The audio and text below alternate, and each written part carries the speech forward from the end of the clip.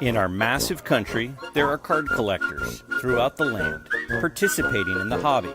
There's Mike of Junk Wax Hero and Graig of Midlife Cards.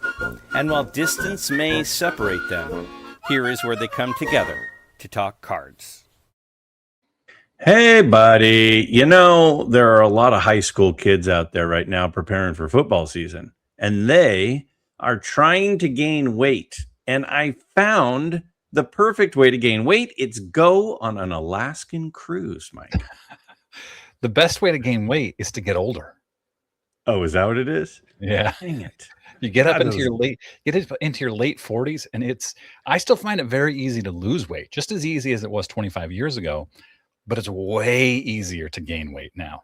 Oh my gosh. I got the package on the cruise where you have unlimited top shelf alcohol and there's always food. So I'm like, I'm in the mood for a pina colada. Guess what I'm going to do? I'm going to get a pina colada. And you know, that made me kind of hungry. So I'm going to go get a piece of pizza and an enchilada. You know, I got to go on a cruise. Oh, dude, it was beautiful. I felt like for the first time in my life, I was being treated the way that I deserved.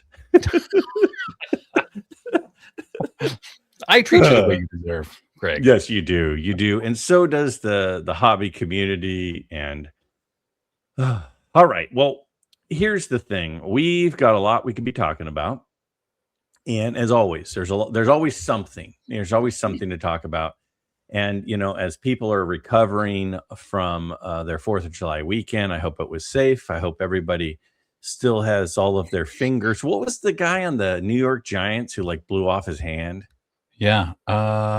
He was really good. Oh, yeah. He was a wide receiver. No, he was a defensive player. Giants. Oh. Yeah, player lost hand. The wide receiver, Plaxico Burress, shot himself. Is who you're thinking of? Okay, yeah. It was a really good Jason Pierre-Paul. That's right. Who it was. Yes.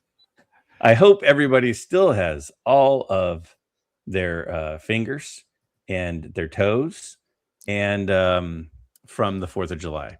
But there was something that came up at the end of last week, and I am not somebody who pays super close attention to hobby news, but you do a fantastic circling the bases. Isn't that what it's called?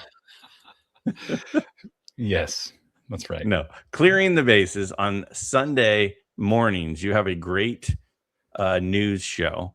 Thank you. And Neo has a great news show as well. And Neo's a really nice guy. You and I both feel fondly towards Neo, I believe. Not only Neo as a person, but also a content creator. I aspire to be as good at this as he is. He's just, I don't know. He's got this ease about him. When I met him in person at Strongsville, I was like, yeah, he's exactly what I expected him to be. Super nice, friendly, helpful. Yeah. Yeah, same. I was actually walking down the hallway and he was standing over to the side, ironically, as you'll see in a second, talking to the founder of GemRate. Yep. And I was just walking and Neil was like, hey. And I was like, he recognized me and stopped me. He's a really good guy. And that's where I get a lot of my hobby news other than from your show on Sunday mornings.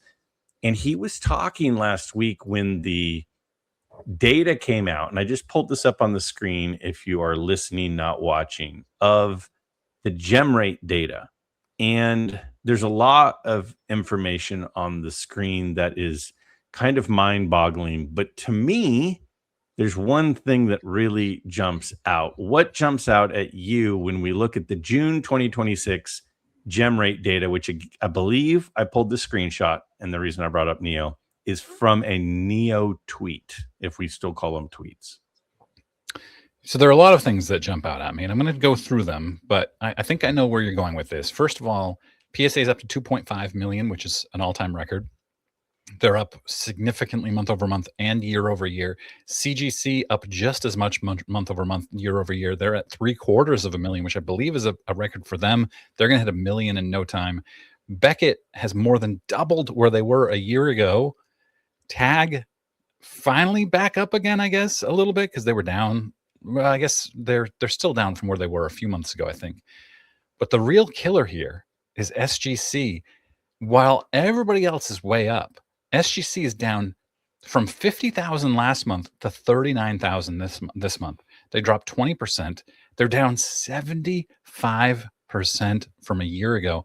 And this is it's shocking, it's alarming, it's disconcerting that this company, this once beloved, once highly respected company, is being discarded. They've been tossed in the trash, and they've been they're in the compactor. The compactor is, this is a Graig-ism here. I've got going on here. I'm loving it. Trash compactor is coming down on them right now, and Beckett has one foot on top of it, and PSA has the other, and they're pushing SGC down, pulling SGC graders out. We're making assumptions, or I am anyway, saying, "Hey, I need an SGC grader for the week. I need an SGC grader for the week," and SGC just says, "Okay." Okay. Yes. I mean, where do I start in my response? I mean, yes, I'm. You're making an assumption about using SGC graders. So the first thing I'll say is PSA went up 20. I didn't think that they could increase their capacity by 21% over the previous month. How did that happen? How did they suddenly grade 21% more? The only way I think that's possible from the previous month is if somehow they either were doing more hours with their employees or they had more employees. That's the only way they could go up in a single month. Is it not? Mike's squint. He's where are you at? Well, they opened a new location somewhere, Germany or something like that, and so that helps to some extent. But also pulling graders. We've been talking about this for a month. Pulling graders off of SGC, and they did say that they are now working pretty significant overtime. They're working weekends, and so you're right about that as well. But you say you didn't think they'd get to 2.5 million. They're going to be at 4 million by the end of the year, I suspect. Don't be surprised if they're at 4 million by the end of the year. I don't disagree with that, but that's because I think they're investing in like floor space and equipment and a lot of the bottleneck areas. Yeah. But so what I was getting at was one of the ways that they could increase 21%, besides maybe grading on weekends, is if they're stealing some of their employees in the black and white shirt down the hall and putting on a red, white, and blue shirt and bringing them over to PSA. Again, we don't know that. I don't know, but it is absolutely shocking to me because 3 weeks ago, we find out SGC is going to be at the National. And I'm like, this is fantastic news that Collectors is actually spending some money to give them a booth and a presence when I thought they were literally just shooing them away. And then they go down 19%. Now, I have graded with SGC for many years, and when I started, it was a 5 to 10 day turnaround, Mike, a 5 to 10 day turnaround. Yep. And they were doing this many cards in a month. Now I have cards that have been at SGC for over 2 months. Yes, I continue to send in submissions to all the people who think I'm a PSA homer. I have continued to send in submissions to SGC. I have a 3-card submission. I know, make fun of me for that, but I have a 3-card submission at SGC. It's been there for over 2 months. When it used to be 5 to 10 days, they're grading less than last month. Now, they're not grading less because the submissions are down. They're not grading less because there's not anything to grade.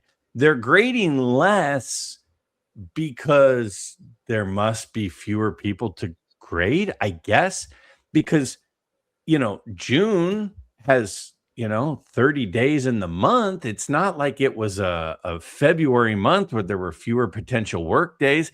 There's not a bunch of holidays in June. So it's not because of that. Here's my thought. if I owned a hot dog stand, Mike, okay? If I owned a hot dog, yes, I'm going there. Love if this. I owned a hot dog stand and I had 1 to 2 people in line most of the day, and I was grading, or I'm sorry, I was selling 50 hot dogs in an hour, and it was 1 to 2 people deep. And then you came by the following hour, and I had 100 people in line for hot dogs.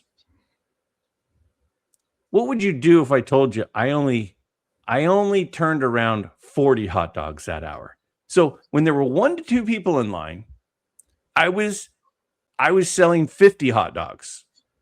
But now there's 100 people in line and I only sold 40. What would that tell you to me? What would that tell you about me as a business person if I was grading less when the line was longer than it had ever been? There was some sort of inefficiency that happened in your workflow, or one of your people that was working for you got sent home early or was reassigned to your other food truck. My pretzel truck? Yes. That person, your pretzels were wildly popular and they helped your brand more. And so you said, hey, need you to go make some pretzels. And you sent somebody over there. I think that you may have hit the nail on the head. That's the only way it's possible, because we're down 75% year over year. We're down 20%, 19% month over month.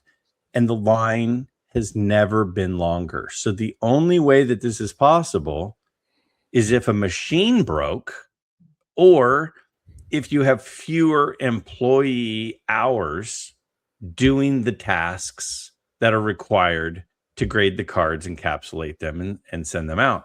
Yep. And it's especially annoying because, PSA doesn't charge me until the job is done. But Yep. SGC charges me up front. So they've already gotten my money, which makes it especially annoying. Yeah, absolutely. Now, I do have another question for you, but I want to talk about our sponsor, Chris Sewell, because Chris has sponsored this episode. And if you have PSA, Beckett, SGC, any of these slabs, Chris Sewell is in the market to buy them. And you should go to our website, Sports Card Clubhouse, or you can just go straight to his website, cidcards.com. I think probably better just to go to our website. You can email Chris. He's buying collections, full collections, partial collections, sewellsportscards@gmail.com. Chris is the man. We love him. We are huge fans. And if you're looking to sell, reach out to Chris. I will add on this little piece. One of the things that I've had a lot of people ask me, because I've been doing my Q&As for like 3 years, is they say, I don't want my wife to get ripped off if I die and she's left with my collection. I don't want her to go to the local card shop and have them offer her $200 for a bunch of cards that are worth $200,000.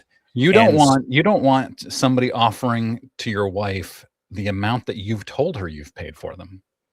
That's a good point. Right. But so what that means is it's important that you leave contact information for somebody you trust. Chris Sewell is on my Word document to my wife. If something happens to me, it says, call Chris Sewell. Here's his phone number. Here's his email address. And we have Sewell Sports Cards LLC on the contact us information. You have a whole bunch of different ways to contact Chris.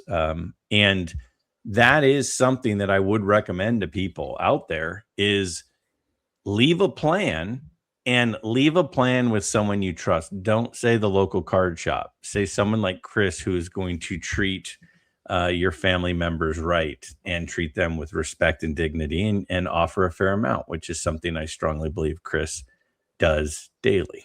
Yeah. So Greg, you mentioned SGC being at the show. Yeah. I know it would be shocking, but would you be surprised if you go to the SGC booth and it's actually been turned into a PSA booth or a Beckett booth? I would be surprised, because on the interactive map right now on the website for the National, it says SGC in black and white. So I would certainly be surprised. But I'll also say a lot of the times, a lot of these announcements about things that are going to happen come out right before or after the national. Like, remember that one year where the announcement came out in late February, and then ironically, Peter Steinberg wasn't at the national that year, even though the year before he was hanging out and you could go up and talk to him and shake his hand and interview him and all that stuff. And he just happened to not show up the next year. Yeah. So this is kind of like, it is also the beginning of the fiscal year here. So it would shock me. It would shock me. Would it shock you if the SGC booth was a PSA booth? It would be shocking, but I wouldn't be surprised by it. I'd be like, that is amazing. But ultimately, I would not be surprised by it. Do you understand what I'm saying? The difference between shock and surprise? Yes. Like, it would make perfect sense, but it would also be like the gall of them to do this. Well, I will also say that the interactive map continues to change as there are updates happening. And so you can't look at the interactive map once and then think, oh, well, it's going to be the same thing. It does look, and maybe I'm just remembering wrong. I feel like when I first looked at it, the SGC booth was similar in size to the Beckett booth. No, I'm going to look back at my video. Yeah, you should. I felt like they were similar in size, and now all of a sudden, it's significantly smaller than the Beckett booth. Oh, scroll to the right a little bit. Look at CGC JSA, bigger than both of them. To the left. Yeah, way bigger than both of them. Yeah. And they are the one company that, as of recording, we're recording this because of the holiday weekend on July 3rd. We do not yet have CGC pricing. Beckett pricing has come out. PSA pricing has come out. $12,000 for a card. It'll be interesting to see what CGC JSA pricing is for their on-site grading. Yeah. Let me ask you this. What do you think of the PSA grading, on-site grading prices? I would never do it. It's funny for my Sunday episode. By the time this airs, my Sunday episode will have already aired as well. But there's a comparison. Somebody did a comparison between, I think, 2016 and 2026 PSA pricing, and people were outraged by the pricing back then, and it's now 10x, something like 10x what it was 10 years ago. The highest grading price for the national on-site grading this year is $11,999. The lowest, I don't even remember, because I just was like, no, I'll never do this. But it was like $400 maybe for one card. I think it was like 230 or something. 230, okay. Which I don't have any cards that I would grade at that price. But Mike, the price of plastic has really gone up over the last few years. I mean, sure. Can we blame them? But here's the thing, Greg. There will be a long line the entire week. No doubt. No doubt. Now, another thing just popped into my mind. Mike Baker, because I know a lot of people are anti-PSA and they're looking for alternatives. Where's the Mike Baker booth? Because I've heard he's going to be there. Let's look at. It's not under NBA. Mike Baker. There he is. There. So 2420. Is that up? Oh, here it is. Well, that's interesting. Card Ladder. Yeah. So Card Ladder I liked Card Ladder spot last year. They were right about in here. I interviewed a viewer at the Card Ladder booth last year. They were nice enough to give me some space to do that. For sure. By the way, Card Ladder, if you're interested, SCC will get you a free month of Card Ladder using our promo code. But yeah, so Mike Baker is right here.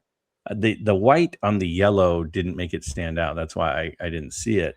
But we'll be kind of in Grader's row here. You have CGC and then a little bit smaller Beckett, a little bit smaller SGC, a little bit smaller Mike Baker Authenticated. I'm going to be really interested to see how busy Baker's booth is for actual on-site grading.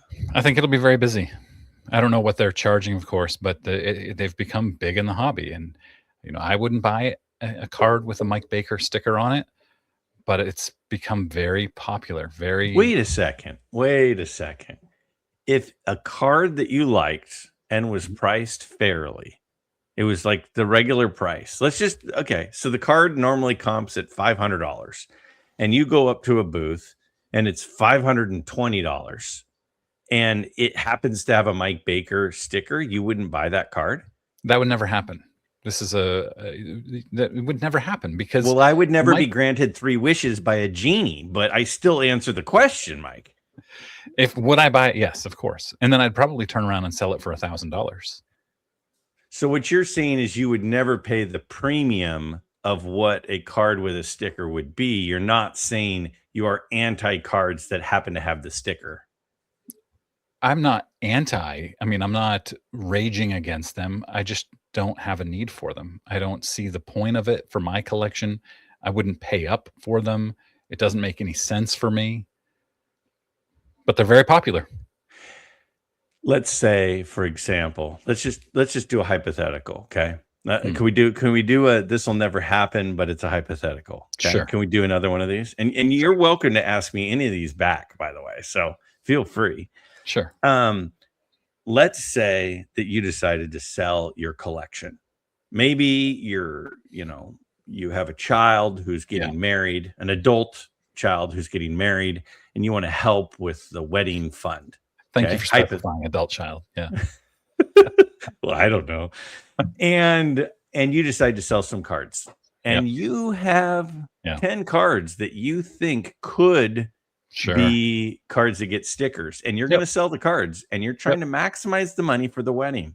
Yep. Would you, Mike Junkwax Hero, take them to the Mike Baker booth and pay the money to get the sticker on them? There's no question about it. If I have the time and I believe that they will get me more money for my collection, I absolutely would. I don't think there's anything wrong with it. It's just not for me. But if I could turn my $10,000 collection, I'm just making up a number, into a $17,000 collection, $15,000 collection, it would be negligent of me to not do that. I don't disagree, but I think there are people that would disagree with you. They would say that you shouldn't be doing that. Sure. And those people are obviously right. What does that mean? They're obviously right. No, like what the counter argument, some people would say we shouldn't be doing that. And you would say, who says who? Where are these rules written? I haven't seen these. Okay. I don't see, and this is a whole nother topic, but I don't care what other people do. Me neither. Should we care what other people are doing? Let me give you an example. Let's do an example. Let's do a specific example again. Because again, I don't want you to feel like I'm picking on you. You can ask me any of these things right back. Okay. I'm happy to answer almost anything you want to ask me. Would you do it? Yes or no? I think that if I were trying to maximize the value of my cards in present day, and I was trying to walk away with the most money possible for my family's need, that I would almost certainly, unless I found a dealer that was willing to pay me for high eye appeal cards that aren't stickered, and they said, well, I'm going to give you a premium because all these cards are high eye appeal, I would certainly get them stickered to maximize the dollars, even though, like you, I don't feel like the stickering is something that I need, but it is something that I would feel, well, wait a second, I can help my daughter have a $30,000 wedding instead of a $23,000 wedding. I think I'm going to do that. So yeah, and that might not be a popular opinion. I mean, I'm sure there are going to be people that hear this, Mike, that are going to think that we are wrong for doing that. That we're robbing people in the hobby. Yeah. Well, I think that's part of it, but part of it also is Mike Baker has a questionable past. Right. Absolutely. And so participating and giving Mike Baker money Yep. when Mike Baker has a questionable past, Well, that's you didn't ask me. We'd have to go back. I don't think you asked me if I would use Mike Baker. I think you asked me if I would use an eye appeal sticker. But either way, he has a questionable past. We know this. I would not want to contribute to that. yeah. But if my family needed the money, I mean, if I were really confident in it, I also think that I could sell cards with high eye appeal without a sticker. But if I were just a regular Joe, yeah. probably the Mike Baker route is the best way to go if you're super confident, but you're going to pay a lot of money just for the opinion, even if you don't get the sticker. Because another option, now now I'm looking through a slightly different lens than we were a moment ago. If you send cards to Fanatics, and I could be wrong, but I've never done this. My understanding is if you send cards to Fanatics to sell them, they automatically review them and sticker them the way they feel are appropriate. So maybe the way to do it is to send them to Fanatics to have Fanatics potentially sticker them before they go up for auction on Fanatics. I don't know. I don't know enough about it. You were going to give me an example. It's gone. I mean, this is like, I didn't write it down. Like, what were we talking about? You asked me about the if I would do it, and you said, "Let me give you an example," and then you said, "Well, you can ask me any question." So I just said yes or no, and then you went on a 5-minute soliloquy about. I have a tendency, Mike, to do that. I don't remember what the example was. It's gone. I'm officially at the age where my brain, it's slowly dying. Like, but so do you ever feel like, my memory, do you ever feel like you're older than you really are? Like, do you ever get worried about your memory? Every day. Yes. Like every day I'm like, I'm pretty sure that I have some sort of illness. You look like it. I'm actually, Mike, I'm certain of it, that there's something that's actually wrong. And then I just go, I'm going to think about something else now, because then I don't have to think about this. I will be having meetings at work, and I've got notes to remind me of things that I need to talk about in meetings. And I'll look at my notes, and they're like 5 notes of things I need to remember. And there's always one of them that I have no idea what the note meant. No recollection of it whatsoever. And I'll think over the last few years, this has happened more and more regularly. And so I write better notes, more thorough notes for myself. And there's still, every week, I've got something that makes me go, uh-oh, am I okay? I'm the guy who doesn't delete like text thread group things, because I can always scroll up and remember what was had. And this happened with you and I the other day. Is I sent you a text and I said, "Hey, did this happen?" And you said, "Yes, we talked about it." And I said, "We did?" And you scrolled up and you screenshotted me, and I went, "Oh yeah, that kind of rings a bell." It was gone. It was gone. Yeah. So sorry, I didn't mean to go. What were we talking? No, I'm just kidding. So you remembered your example, I think. I remembered an offshoot of my example, and it was that there are companies and there are industry people that I do try to avoid, and I try to avoid largely based on some past things that have happened. Now, I also believe that people can change. I also believe that things could have happened in the past, and the person will have, changed who they are and their makeup, and you can't, I don't want to hold anybody to their worst day of their life, like, because we've all had bad days, and I don't want to say, well, you are who you were on that one moment, on that one day. But there was if you can't handle me at my worst, you don't deserve me at my best. We had, I think it was on one of our last episodes, I was showing you some Jeter cards that I had bought and some Jeter cards that I was watching and the prices that some cards had sold for. And one of the cards that came up, I said, man, this went for like 25% more than it had ever sold for. And I pulled up the listing and everything. You know, well, that's a Probstein. That's a Probstein listing. Yeah. And I went, I didn't even notice. Like, Yeah. I don't pay attention to that usually. Me neither. So then that same card, not the exact same card, same grade, different serial number. So it was a different example of the card, went up again right after that. It was like a 5-day auction. And I go, oh, I'm gonna have another chance to get one. And I looked, and it was Probstein again. And I went, ooh, the guy didn't buy the card. It relisted. Oh my gosh. So I looked at the serial numbers. No, it was a different card, just a different example.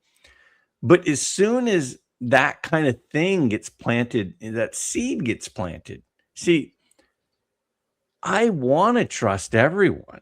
But then when one incident happens, you start to go, well, who can I trust? Who is doing things on the up and up and who's not? And with all due respect, and I know you feel this way too, and we've talked about this at length privately, you know, I have 3 sponsors on my channel. And all 3 of the sponsors on my channel, it is about the product, and I believe in the product, and I use the product. And the people behind them. That's where I was going, is the most important part is the people behind them. Yep. The people who run all 3 companies of the channels that of the organizations that sponsor my individual midlife channel. I strongly believe in those individuals. Yep. And just like we mentioned a few minutes ago with Chris Sewell, is trust is so important when you're dealing with any of these topics in this hobby. And it's so easy to lose trust. And once it's gone, it's hard to get back. Absolutely. I think that if we were recommending Mike Baker to people, I wouldn't feel good about that. That's not a company that I want to recommend to people. Same thing with Probstein. I've never been offered sponsorship from either of those, but I have been offered sponsorship from companies that I would never use myself, people behind them that I don't trust, I don't have enough faith in. And I've said no every time. Even when they offer me a lot of money, I've said no, because what else do I have besides the trust in my name, in my recommendations, my channel? That's all I've got. Yeah, I agree. And I even have a couple of examples, one with this channel and one with my own personal channel, where potential sponsors approached me and I didn't know them. And I said, I don't know you. I can't put my name on the line behind you when I don't know your product or I don't know you personally. And that's a big piece of this. And with all due respect, that's the reason. And this could open an hour-long discussion, but that's the reason that people say, well, there are a lot of grading companies. Just use a different one. They say, why doesn't a new grading company just start up and take on these companies? It's because when you're talking about something like the evaluation of a card and whether the card is full sized and it's not altered, and it takes a long time to build up a reputation. The reason that Beckett was able to immediately come in and immediately be a serious company in the grading space from day one. And I remember I was a collector at the time. There was PSA, there was SGC, there were a couple small ones. And then Beckett said, we're going to start grading. And they immediately were competing for the top spot. And they immediately took the top spot. And that's because of Dr. Beckett's trust and the name recognition that everybody had of them. And there have Yep. been a lot of companies that have come along the way, and they've said, we're grading, and they might do a great job, but nobody knows you yet. You can't gain trust. And some people say, well, people trust PSA and they're doing this and this and this. Well, maybe so, I but don't think enough people believe them and trust them that they're able to keep that reputation alive, and people trust it. I don't know that people trust PSA so much as they love that PSA can turn them a profit. I think that the trust matters less when you know you can make money from them.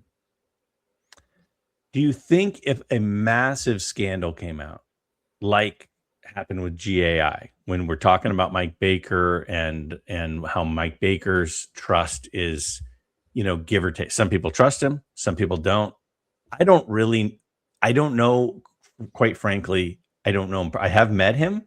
He seemed like a nice enough person. I've never sent a card to him for grading. I've never sent an item to him for stickering. But I think that with PSA, it's not necessarily what does an individual think, it's what does the herd think.